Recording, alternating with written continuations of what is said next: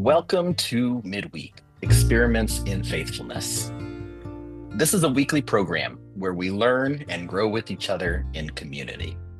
My name is Brent, and I'm the Program and Engagement Manager here at Beacon Hill Friends House. We are a Quaker Center for Learning right in the heart of downtown Boston. We're home to Beacon Hill Friends Meeting, and we're also a residential community of about 20 people. This is a series where we're learning about the Enneagram. If you're not familiar with it, you can check out the overview that I did called Why We Clash, Why We Click, where I gave a summary of all 9 Enneagram types. Since then, every 2 weeks, we've been taking a closer look at one Enneagram type at a time, looking at exactly which things make each one amazing, unique, and absolutely crucial in the world. Tonight, we're going to take a deep dive into the Type 5, the Investigator. Type 5s are fueled by a deep desire to understand the world, to maintain their independence, and conserve their inner resources. But what's really going on beneath the surface?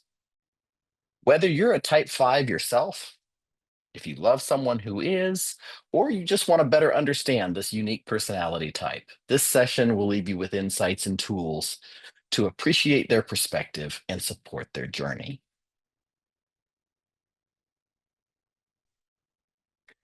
Welcome.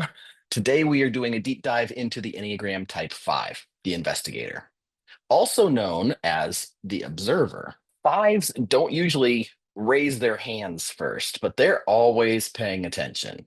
And what they notice is usually more than the rest of us combined. And just like with other types, we will end today with a typing quiz. So get your pens and papers handy so that you can take this quiz and get a better idea of how closely you identify with the Type 5. As we dig in, I invite you to watch not just for how you act, but for why you act that way. So settle in, sharpen your focus, and let's enter the world of the Type 5, the quiet powerhouse of the Enneagram.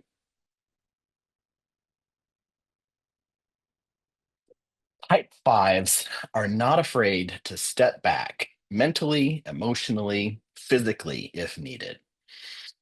If there's a system to understand, a pattern to decode, or a mystery to quietly unpack, they're already 10 steps ahead of the rest of us. They are piecing things together in silence while the rest of us are still reacting to the world out loud. What makes fives stand out isn't just their intellect, though, it's the precision of their insight. Of all the Enneagram types, the ones and the fives possess the most wisdom. A five will see what others miss and then think before they speak. The key to wisdom, if you know what I mean. And then they'll guard their energy like it's a rare mineral deposit, because to them, it absolutely is. Beneath that self contained calm is a core fear that if they don't protect their inner world, they'll be invaded, drained, or overwhelmed. So they create distance in order to feel safe. It's not about being cold or aloof. No, no, it's about managing the chaos of a world that often feels too demanding and too fast. Fives crave clarity. And when they're grounded in their truth, they become wise, generous stewards of knowledge and presence, offering laser sharp insight, calm perspective, and a stabilizing kind of strength. Let's be honest, most fives are kind of quirky, and some of them are proud of it. So this is the type who Googled one thing at 2 a.m. and now knows more on the topic than some PhDs who have studied it for years, just in case the knowledge ever becomes relevant. But relevance isn't always important to the five. They own a favorite pen, a backup pen, and possibly a hidden stash of even better pens if you're not allowed to know about. They're the ones who need alone time after a party. Well, and before the party, and maybe even during the party. Their social battery is a threatened species that requires strict monitoring and preservation strategies. Fives are emotionally moved by a well organized bookshelf, a well organized file folder, or perfectly articulated theory. Chaos in the external world can be tolerable, but chaos in the mind, absolutely not. They have fully rehearsed conversations that may never happen, and they're okay with that because preparation is peace and surprise is the enemy. They crave connection, but worry that it'll demand more energy than they can spare. So they ration themselves, not to punish you, but to protect their internal reserves. They might forget to eat, but they will never forget an obscure historical detail from a podcast that they half listened to back in 2019. The five isn't antisocial or distant. This is sacred strategy. Life can be overstimulating, and fives are here to remind us that it's okay to pull back, to think deeply, and to engage only when it actually matters. Their presence may be quiet, but when they choose to show up, it is with clarity, integrity, and a depth that the rest of us don't even know that we needed. At the heart of every type five is a quiet but persistent need. Let me stay intact. Fives want to feel competent, prepared, and shielded from demands that they don't choose. They're not interested in small talk, forced intimacy, or being pulled into situations where their time, energy, or attention might get hijacked. What they crave is inner clarity, space to think, freedom to explore, and the right to decide when and if they'll engage. And when they do engage, it's intentional and it's precise and it's often brilliant. The holy grail isn't recognition for the type five, it is understanding, not just of ideas, but of how things really work beneath the noise. But here's the catch: that hunger for clarity can tip into over detachment. The more overwhelmed they feel by other people's needs or emotional unpredictability, the more they withdraw, hoarding their energy or insulating their insights, convincing themselves that they don't need anyone to feel whole. They might start to believe that staying distant is the only way to stay safe. They might believe that connection will cost more than it gives. And so the cycle continues, retreating further inward, trying to solve life like a puzzle, hoping mastery will protect them from vulnerability. True freedom for a five comes when they realize that wisdom isn't diminished by connection, it's deepened by it. They don't have to choose between being resourced and being relational. They can be both: thoughtful, boundaried, and fully alive in the world that they've spent so long studying from a distance. Some underlying fears for the type five. Fives carry a fear that's kind of hard to explain out loud, mostly because explaining it would cost energy that they're not sure that they can spare. It's the fear that the world is too much, too fast, too needy, too intrusive, and that they don't have enough inner resources to handle it. So they pull back, not because they don't care, but because they're trying to preserve the little bit of space that feels like it's theirs.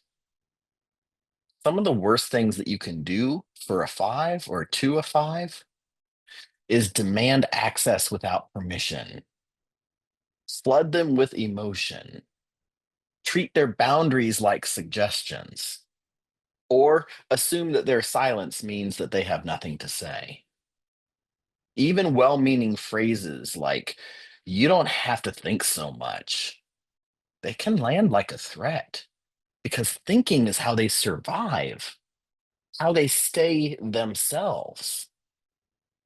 Fives want to be capable and calm, not exposed and scrambling. But sometimes that fear of depletion becomes a self fulfilling prophecy. By keeping everyone at a distance, they end up reinforcing the very isolation that they're trying to avoid.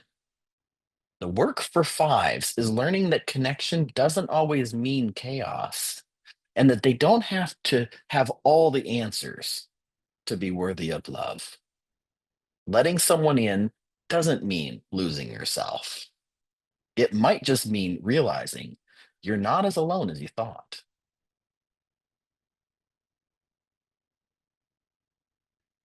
So let's take a look at some of their strengths and some of their challenges. The fives are quiet powerhouses of insight. They can take complexity, chaos, even total emotional confusion and translate it into clarity. They can put it in a framework. They can create a theory, a perfectly worded question that cuts through all the noise. That's their superpower. They don't need the spotlight to shine. They illuminate things from behind the scenes, offering depth and discernment where others are flailing. They're also some of the most steady, boundary respecting people you'll ever meet. They know how to hold space without invading it. They'll listen without interrupting. They'll think before they speak and offer insight that has been earned through thoughtful reflection, not just opinions. But that brilliance comes with some real struggles too.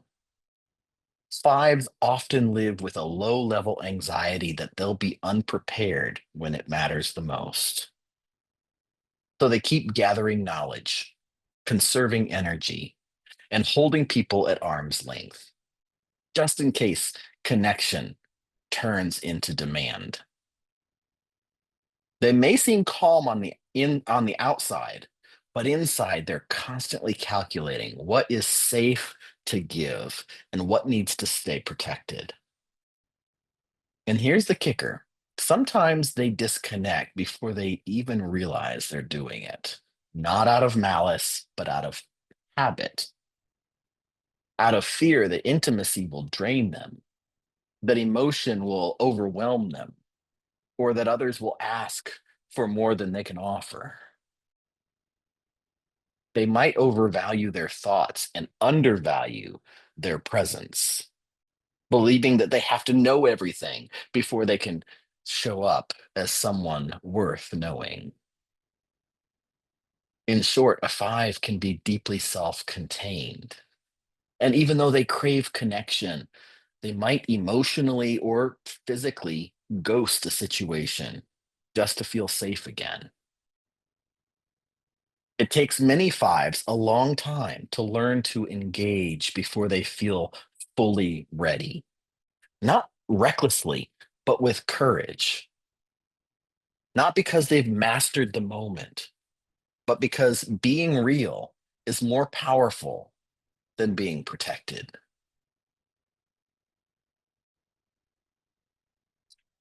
Lives in love.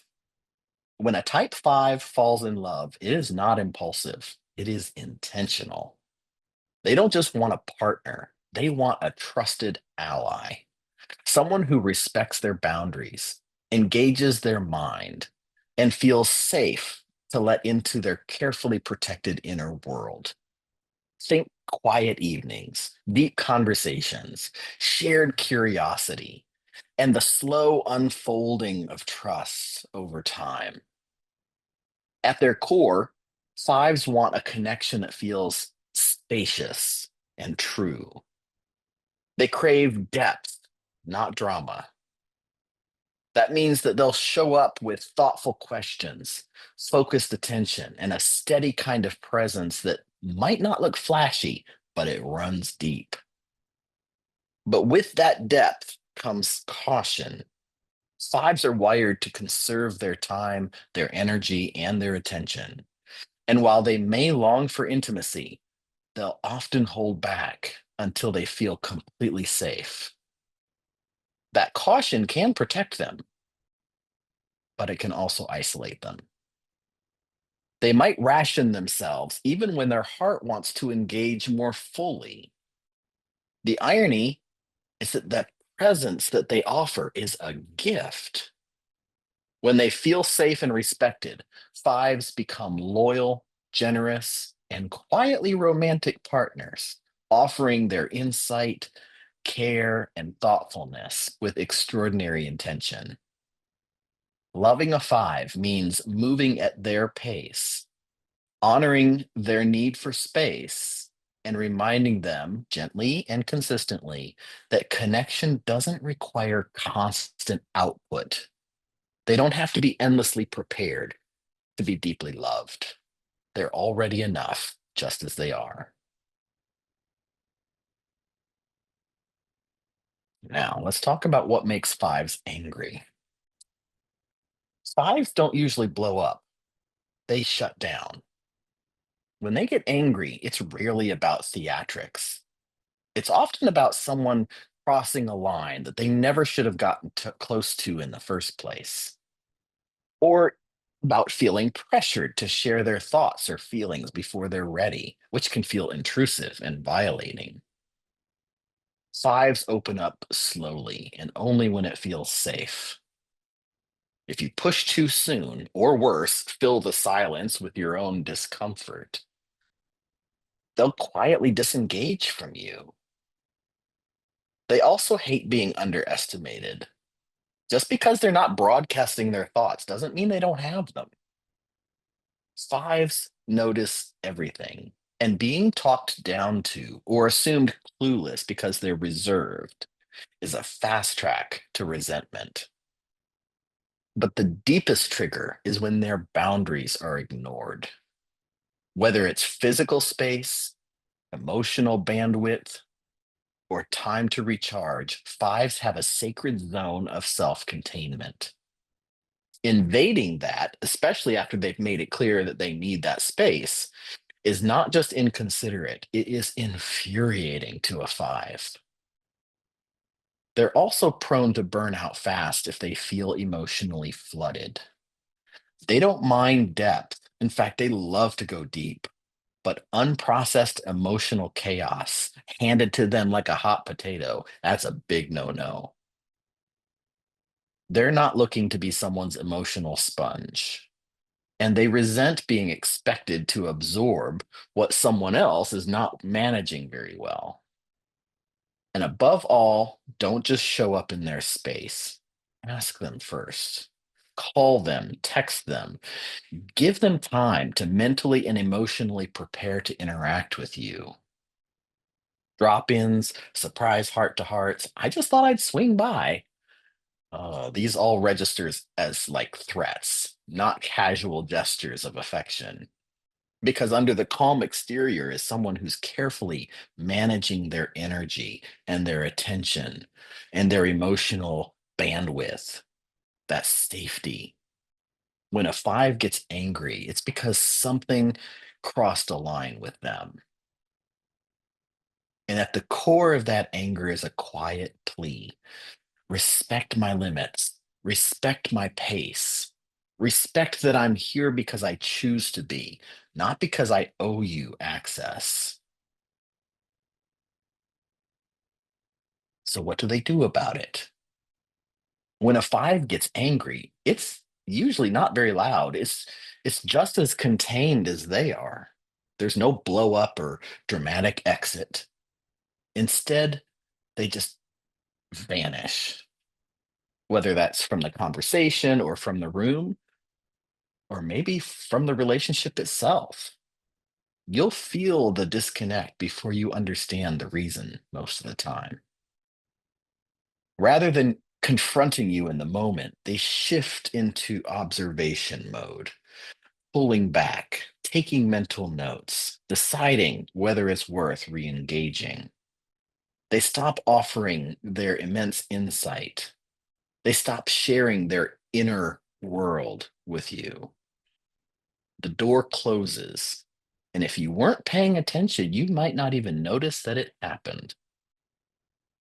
If they do respond, expect cool logic delivered with surgical precision. No raised voice, no wasted energy, just a painfully clear breakdown of what went wrong and why they're done trying.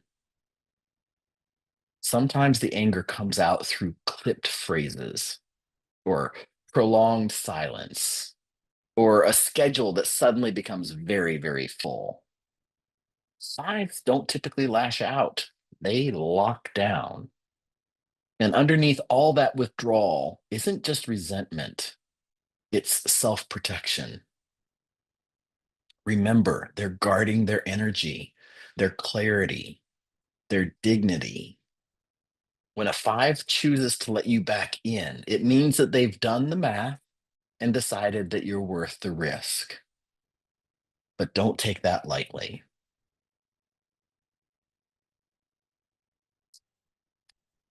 Why do they do this? Why do the fives act like this? For fives, composure is protection. While other types might react quickly or express their emotions in real time, fives prefer, like I said, to step back, not to avoid the moment, but to understand it before engaging. They don't just speak to hear themselves speak, they wait until their thoughts are clear, their emotions are sorted, and their energy feels stable enough to risk interaction. When conflict arises, the biggest fear isn't being wrong, it's being unprepared. Fives want to feel capable, calm, and in control of what they're bringing into the room. If they don't, they shut down. Processing alone for them isn't a strategy, it's a necessity. That space gives them time to find language for what they're feeling and to weigh whether the conversation is even worth having in the first place. Emotional overwhelm can feel like a full body hijack. So when they pull back, it's like a recalibration. It's how they reclaim their sense of internal order. Clarity is everything to a five. Thinking things through is how they stay grounded in a world that often moves way too fast and demands way too much. So when they don't respond right away, or when they seem distant in conflict, it doesn't mean that they don't care. It means that they're working hard not to lose themselves. Because being present without feeling resourced isn't brave to a five, it's dangerous. When a five does show up, it means that they've chosen to deliberately, thoughtfully, and on their own terms.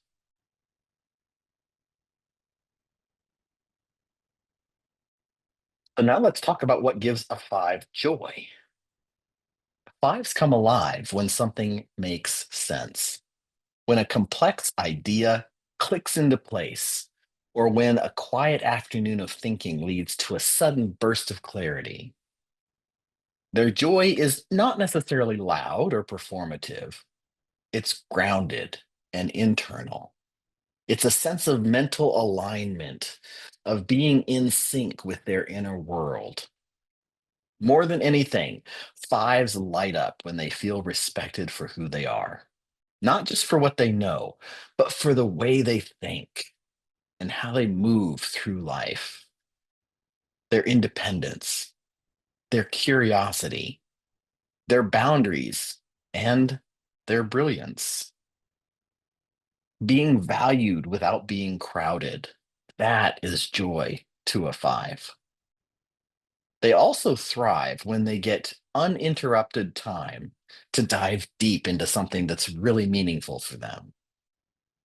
Give five a rabbit hole to explore, or a problem to solve, or a book that opens up a new mental landscape, and they will be lit up for hours. Joy for them often arrives through discovery.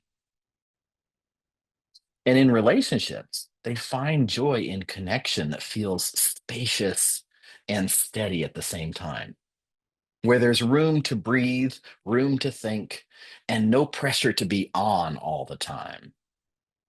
At their most joyful, fives remind us that knowledge can be nourishing, solitude can be sacred, and presence doesn't have to be loud to be real.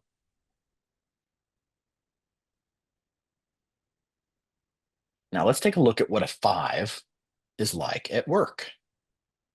A five in the workplace isn't just here to perform tasks, they are here to understand the system. That might look like streamlining a process, or developing a sharper strategy, or quietly spotting the flaw that no one else even thought to question. They're driven by clarity, not chaos. Give them a project that's well defined and intellectually engaging, and they'll dive in with laser focus.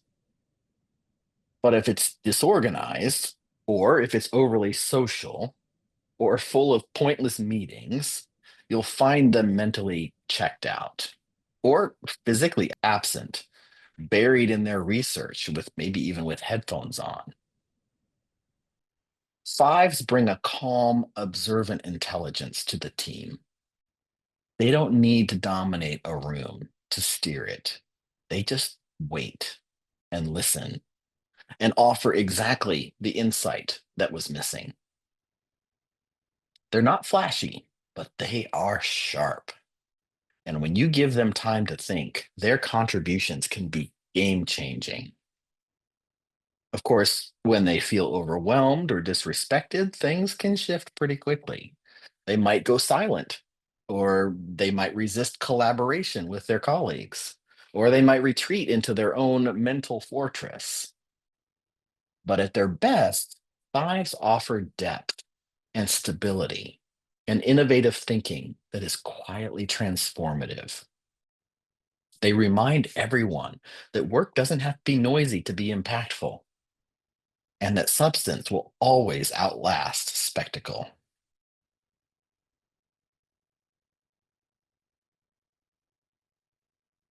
Now let's look at the arrows and wings. As you know, this is how we move around the Enneagram. Every type has a home base, but we're not stuck there. We adapt and we shift and we respond to life through a set of built in movements. And that's where the arrows and wings come in. Let's look at the wings. Remember that your core type stays the same, but it is shaped by the two types that sit next to you, your wings. These side types add flavor to how your main type shows up. Some people, many people, clearly lean into one wing or the other, while other people kind of draw on both in different settings or seasons. And then we have the arrows. Each type has two directional connections, one when they are feeling strong and experiencing growth, and one for when they are feeling stressed. These lines explain why we don't always behave like ourselves. When we're under strain, we tend to pick up the reactive habits of our stress number. And when we're grounded and growing, we tap into the strength of our growth number. So, learning how these arrows and wings work helps to see your type as more dynamic, like a compass rather than a cage. It's a way to build awareness and choice into how you respond so that you can catch yourself before spiraling into stress or reach for the strengths that already live within you. This is where the Enneagram gets powerful, not just describing who you are, but showing how you move with intention. All right, so let's take a look at the stress when five goes to seven. They don't just retreat, they scatter. What was once focused and contained starts to feel chaotic when the five goes to the seven. Their usually calm mind starts firing in too many directions, chasing stimulation and distraction, anything to avoid the discomfort that they don't feel like they're ready to face. At first, it might look like productivity with new projects and new plans, new tabs open, lots of tabs. But underneath the busyness is anxiety, a growing sense that their usual methods of control aren't working. So instead of slowing down to feel or focus, they speed up and they spin out. In this state, fives can become restless and distracted and strangely impulsive. It's not like them, but they're overcommitting and they're overscheduling, or they're diving into a thousand new ideas that they'd likely abandon halfway through anyway. This behavior is not about joy, it's about escape. The deeper fear is that if they stop moving, stop doing, stop consuming, they'll have to sit with uncertainty, or worse, exposure. In stress, they may avoid hard emotions by keeping their mind overstimulated and their calendar full, but it leaves them disconnected from themselves and the clarity that they value the most. The good news is that fives can catch themselves in motion and they can ask themselves, what am I actually running from? Because ultimately, they know that their value doesn't come from how much they know or how many ideas they can juggle. It comes from their presence, their grounded, thoughtful, clear eyed presence. And that happens when they give themselves permission to stop, to feel, and to face what is real.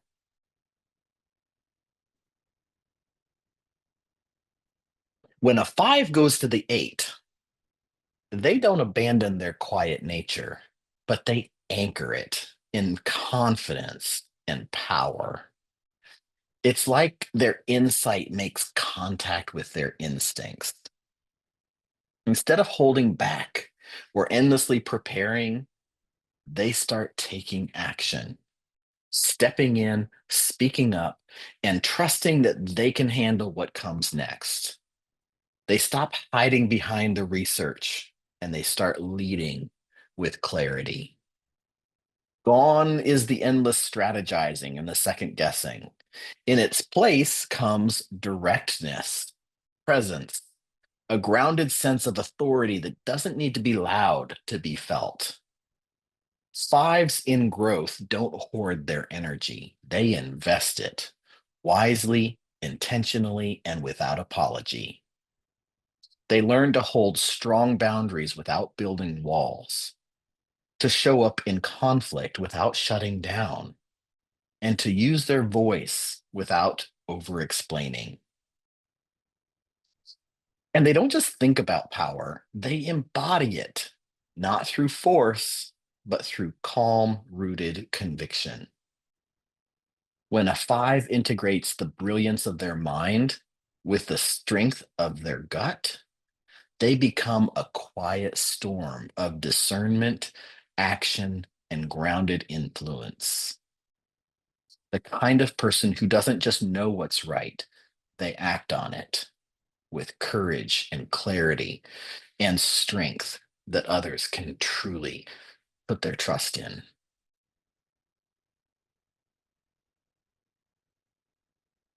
The five with a four wing doesn't just analyze, that four influence pulls the five out of their heads and puts them squarely into their heart center. Ideas are not just explored, they are felt. Internal worlds are richly developed and curated and often kept behind a velvet rope. It's giving brooding genius energy with a touch of poetic mystique. The four, the four influence adds emotional sensitivity and a strong sense of identity to the classic five detachment. So instead of staying strictly in the mind, as the five is prone to do, this five might process through perhaps like journaling or music or that quietly tortured document titled Notes from My Memoir. They want to be self contained, yes, but they'd also love to be understood without having to be overly vulnerable. There's a tension here. The five wants space and control, but the four longs to be seen in their complexity. So sometimes they kind of toggle, retreating into solitude and then quietly hoping someone will notice the emotional depth behind their eyes. At their best, this wing pairing is imaginative, original, and quietly profound. They bring both insight and soul, ideas that resonate not just intellectually, but emotionally. But under stress, they might start to over identify with their uniqueness, becoming overly withdrawn and melancholy, or convinced that no one could possibly understand them. It's helpful for the five with a four wing to remember that mystery doesn't have to mean isolation and that connection doesn't require perfection. You don't have to explain every layer of your mind to be known. Sometimes showing up, imperfect, present, and real, is the most radical thing you can do.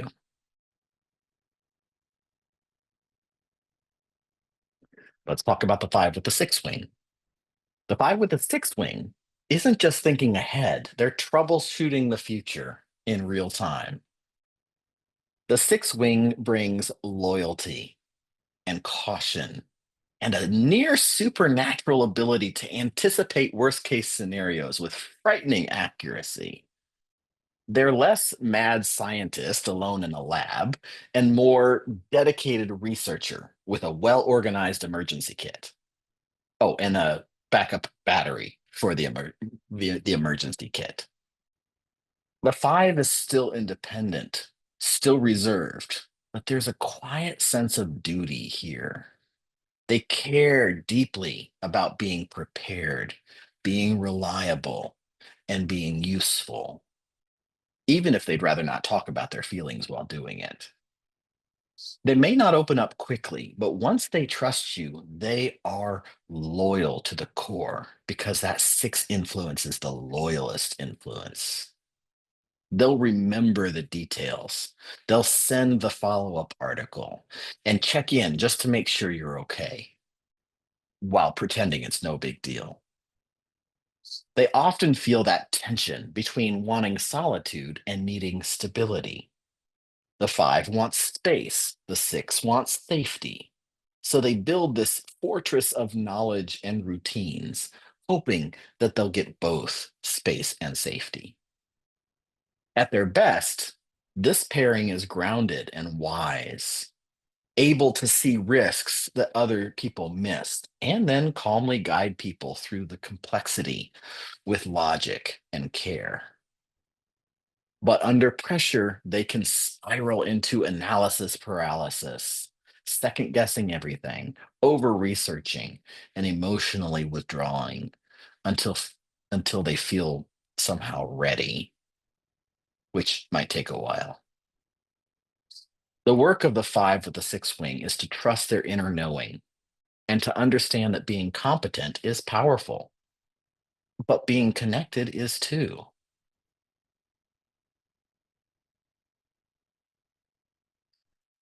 Each Enneagram has three subtypes, three ways of expressing the same core motivation, but with very different vibes. The three subtypes have the same desire for autonomy, but just a different user manual. Self preservation fives are the most reserved of the bunch. They don't just need space, they require it. This is the five who's got backup snacks, noise canceling headphones, and a fortress of solitude already mapped out. They come off as calm and low maintenance and hyper self sufficient. But underneath, there's a fear that needing anything from anyone will cost them more than they can afford. They want to be okay on their own, and they've built a life to prove it. Social fives are the strategists. They engage with the world through ideas, systems, and group dynamics, not emotional openness. They may seem the most talkative of the five subtypes, but don't be fooled. They are sharing thoughts, not feelings. They want to understand the world and their place in it, but without losing their independence or being pulled into emotional messiness.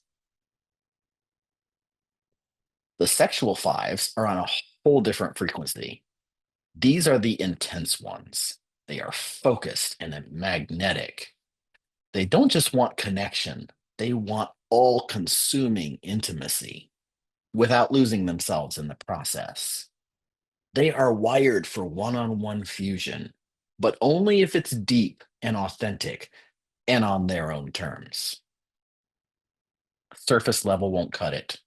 Casual is a threat. And if you breach the trust that they almost let you have, they're out. Each subtype is trying to protect their inner resources. But as you can see, they go about it completely differently.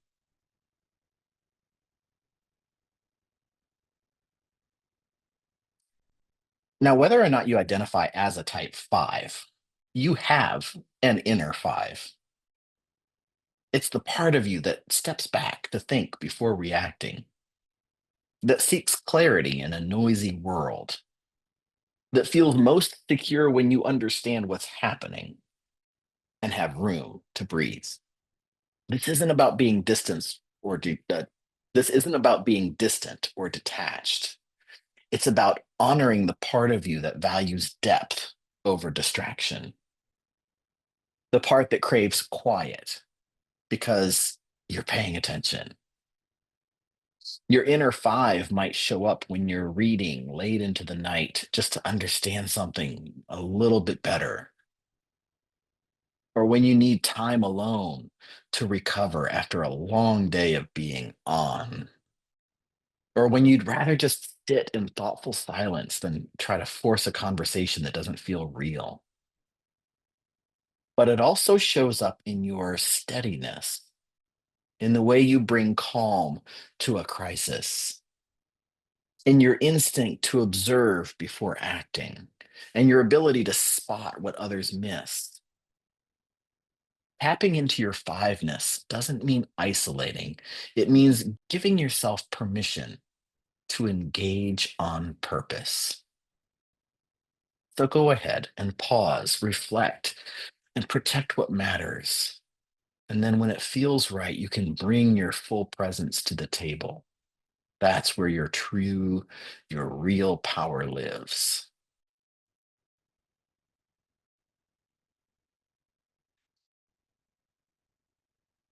If you have a five in your life, how can you show them empathy?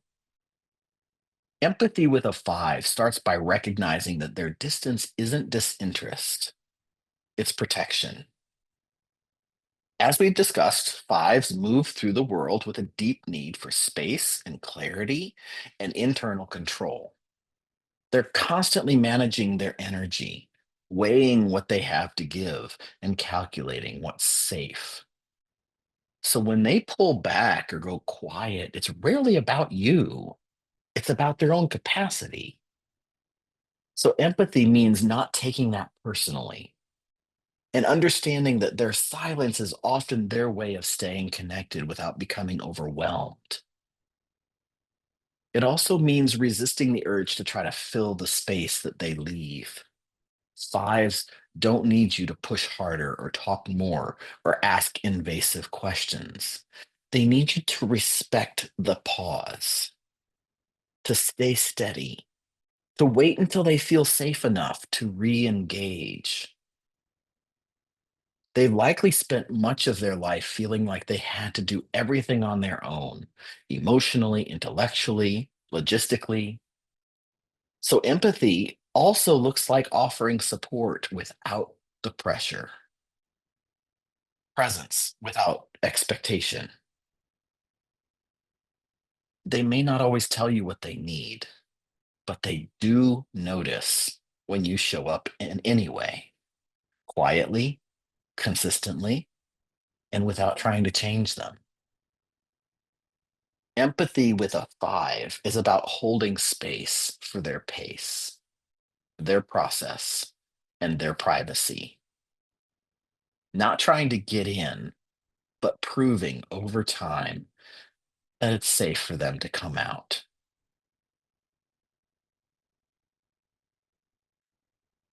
How to love your five. To love your five is to step into a world where space is sacred and silence is full of meaning. The pause before they speak, the questions they ask, the way that they pull back to think, it all carries weight if you're paying attention. Fives won't invite you in quickly, but when they do, it's deliberate and vulnerable and deeply real.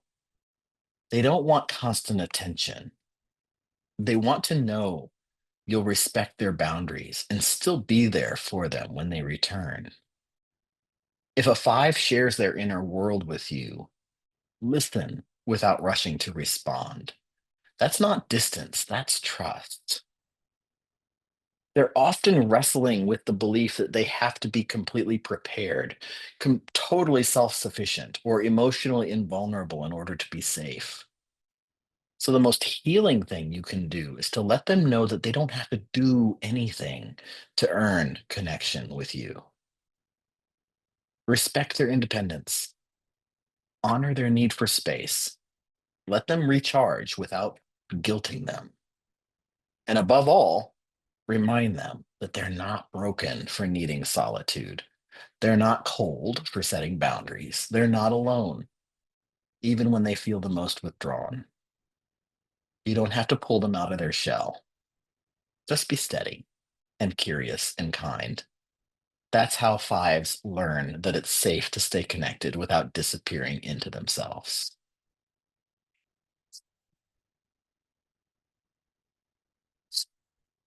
All right, so let's see just how much five energy you have. This quiz is designed to help you see if a type five is a strong part of who you are. So we'll read 15 statements that reflect the typical thoughts and feelings and behaviors of a five. And for each one, you'll get to rate yourself on a scale from one to five, with one meaning not at all true, and five meaning very true. And then we'll tally up the score and see where you land. I've copied this scale over to the next two slides so that you can remember what number stands for which score. And just remember that this isn't a test, it's just an awareness tool.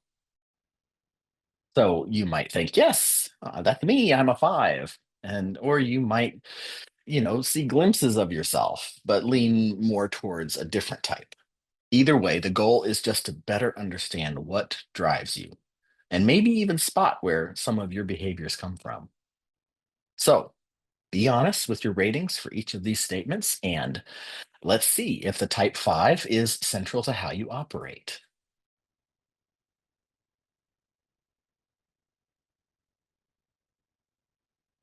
All right.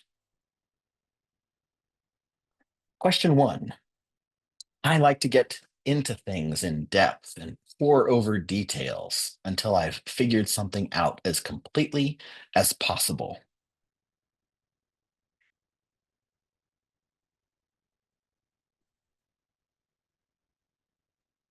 Number two, I am an extremely private person who doesn't let many people into my world.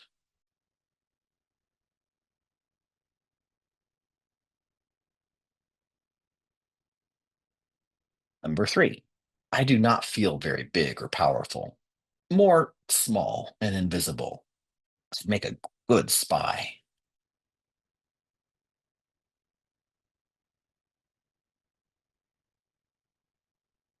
Number four, other people would think I'm crazy if they knew what I was thinking most of the time.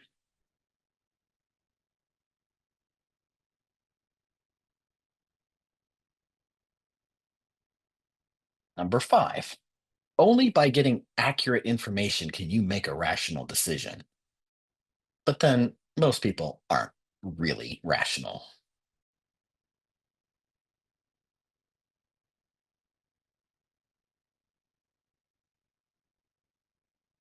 Number six, my family thinks I am somewhat strange or eccentric. They've certainly told me that I need to get out more.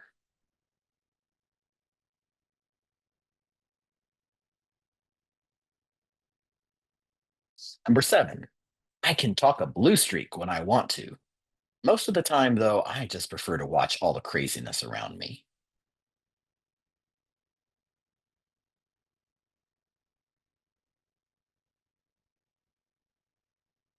Great.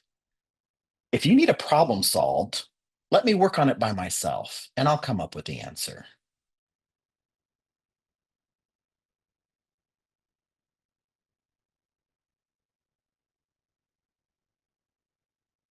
Number nine, when you really think about it, you can't get much stranger than so called normal behavior.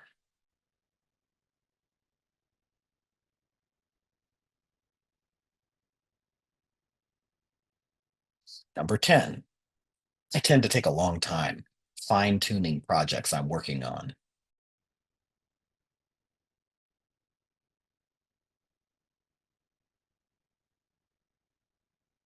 Number 11, most people are so incredibly ignorant. It's amazing that anything works at all.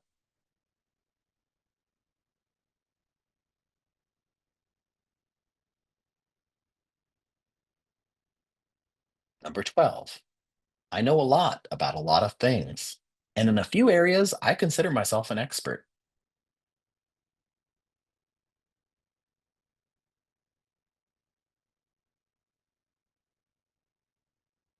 Number 13, I am extremely curious and enjoy investigating why things are the way they are. Even obvious things are not really so obvious when you really look at them.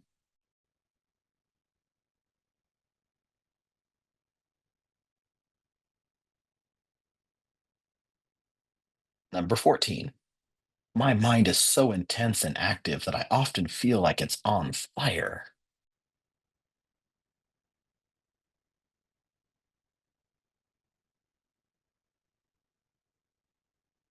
Number 15, often I lose all track of time because I'm concentrating so completely on what I'm doing.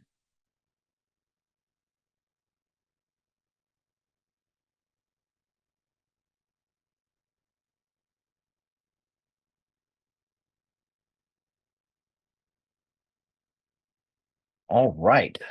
So now you can add your scores for the 15 statements for type 5. Your result will be somewhere between 15 and 75. These guidelines may help you discover or confirm your personality type. If you scored a 15, you're probably not a type 4, 5, or 9. A 16 to 30, you're probably not a type 5.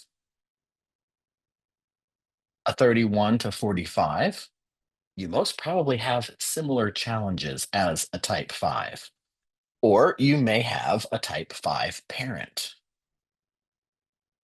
46 to 60, you most likely have some kind of 5 component, whether that be a wing or a direction that you go to in stress or strength. And a 61 to 75, you are most likely a type 5, but you could still be a different type if you're thinking too narrowly about the 5.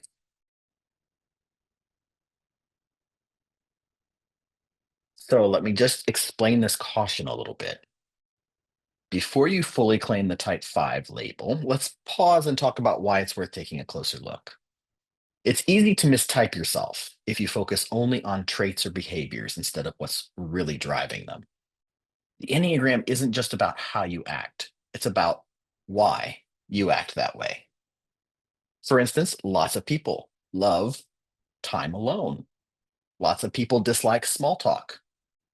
And yes, plenty of people feel more comfortable in their heads than in their hearts. That doesn't automatically make them a five. What makes someone a five is a deep need to feel self sufficient and protected from being overwhelmed mentally, emotionally, or energetically. And it's not just that they enjoy solitude, it's that solitude feels necessary for survival. That knowledge is their safest currency, that emotional demands are perceived as a threat to their inner stability. So if you scored high, great. Take time to reflect on that, but also stay curious. Could you be another type that's relied on five like behaviors to feel safe? Are you identifying with the fantasy of being cool, calm, and above the chaos more than the fear of being consumed? The goal isn't to pin yourself down to a number today. It's to open the door to deeper understanding and to keep asking the questions that lead you home. Now, fives are some of the most observant and self aware people on the Enneagram, and still they can absolutely mistype themselves. Fives often mistype as fours, especially if they're emotionally sensitive or introspective or creatively expressive. But here's the difference: fours are driven by a longing to be seen and emotionally understood. Fives are driven by a need to be safe and internally resourced. A four says, "Will you understand the real me?" A five says, "Will I have enough to keep going if I let you in?" Fives also mistype as sixes, particularly if they are anxious or cautious or constantly scanning for what could go wrong. But the motivation is key. Sixes are scanning for safety through external alliances and structures. Fives are scanning to preserve internal control and energy. A six says, "I need support that I can trust." A five says, "I need space that I can manage." Fives may also confuse themselves with ones, especially if they are precise and principled or emotionally restrained. But here's the thing: ones strive to be good and right, fives strive to be capable and untouched. A one says, "This has to be done correctly." A five says, "I need to understand this fully and I need to do it on my own." On the flip side, nines, threes, and ones sometimes mistype as fives, especially if they are introverted, intellectual, or tired of constant demands. But behavior doesn't tell the whole story. A withdrawn nine may look like a five, but they're avoiding conflict, not depletion. A performing three may mimic five detachment, but it's often a mask for burnout, not a love of solitude. And a focused one may resemble a five in their discipline and restraint. Remember that at the beginning, I said that the ones and the fives have the most wisdom of all of the numbers on the Enneagram. But underneath is a drive for the one to be right and good, not necessarily resourced and untouchable. So if you're trying to figure it out, don't stop at the surface traits. Ask what you fear and what you're trying to protect. Because fives aren't just quiet or smart or private. They're navigating the world with one key question: do I have enough within me to face what's being asked of me? That's the root. And that's where the clarity lives.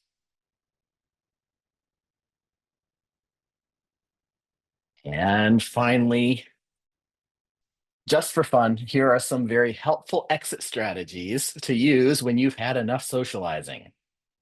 You see, fives don't make a scene, they just slip away, if you'll remember. Here are a few of their go to social escape routes. The calendar card. Oh, no, I forgot I scheduled alone time at 7 o'clock sharp. Then just nod seriously and walk away. No one will question it, everyone will envy it. The charger excuse. Casually announce, my phone is dying and so am I. And then retreat with both dignity and low battery. It works best when followed by a complete radio silence. The literary escape. Start talking about the deep philosophical book that you're looking forward to getting back to, and then get back to it. Bonus points if the title includes the word ontology. And then the data drop. Offer an obscure fact and then say, I'll leave you with that. And then smile broadly and walk away as if you just gifted them something rare and possibly life altering.